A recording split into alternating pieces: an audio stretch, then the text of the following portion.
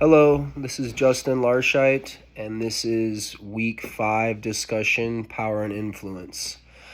Um, this week was very interesting. The concepts of power and influence are, um, I guess, something that in our psyche that it's something that we seek after, but it's something that is so misunderstood and can be abused and really lead yourself and others that you impose that power on in an improper way down a really bad road.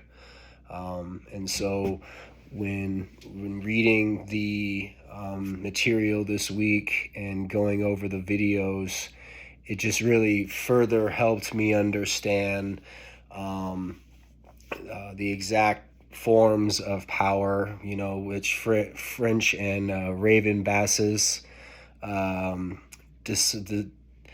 determined that there's 5 different forms, and that was very enlightening. And then, what each form, each form's benefits and disadvantages were. There's advantages and disadvantages to each form of power, and then also, how could that power be manipulated and used in a wrong way. So that was really cool to read about that. Um, you know, the reading was really interesting. The reading on toxic employees was very fascinating, and how one toxic employee can really ruin the dynamics of an organization and bring down a lot of good that has been built up, or morale or something like that. It's so easy for one bad apple to ruin the whole lot, they say, for lack of better words. But it's very easy to do, and it can also be influential.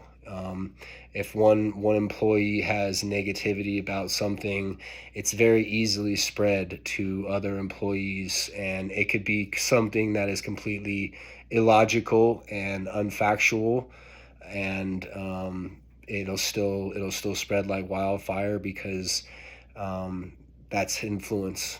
Period. Um, the TED Talk was really cool. I liked that because it helped me realize that perspective, perspective, and the power of perspective is so. Let's see here. What would I? How would I say that? It's so useful to know how influential perspective has on any given situation that you find yourself in. If you find yourself in a very negative situation, and like he said, just things are not going right, your day starts out horrible, it's not going right. All it takes is a different perspective that he got from his employee after being a jerk to all of his employees, to really understand what he was doing and how much of a negative influence his attitude and behavior were having on his employees.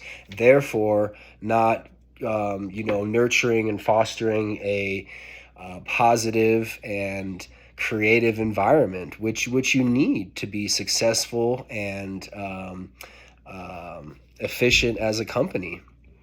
So that was really cool. It can, doing a perspective change can help defuse emotionally charged situations. Just like you said, if somebody's really mad or angry about something, instead of, let's say, trying to talk them down, or try to manipulate how they're feeling or something like that, you recognize and you can try to shift that perspective and give that person a reason to think differently about the situation and influence that person to think differently about the situation. And it can really do lots of benefits. Perspective shifts are very important for effective leadership.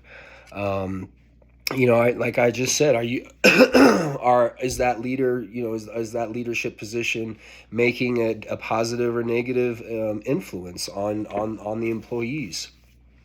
Are the employees' perspectives are positive or negative on the leadership? That's a reciprocal situation where it goes both ways. It needs to there's power and influence that not only comes from the top, let's say,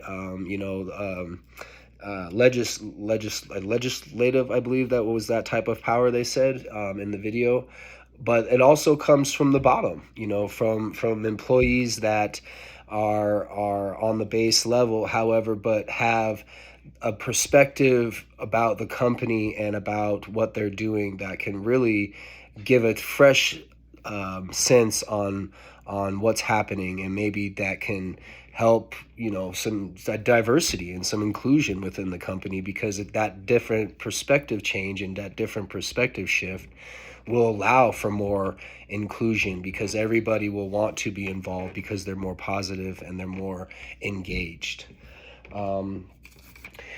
Changing your perspective can help group dynamics by looking at problems in a new and creative way. That's very key, because if you're in the same group and the dynamics are one of negativity and stagnant and no creativity, then the perspective is just going to remain that. There's going to be no influential behavior to want to shift the group dynamics into a positive light. And so, that is very, very important. And then to kind of double back and to conclude, to go back to the 5 different forms of power, referent power seemed to kind of fascinate me the most out of the 5. And why referent power was the most fascinating to me is because it's inherent. It's not something that is derived from a position of power or coercive, where it's manipulation. Referent is inherent. It's from charisma. It's from an inherent, intrinsic ability to lead and to gain respect from others and to gain influence, true influence, not something that is forced. So that's it. Hope you enjoyed. Thanks.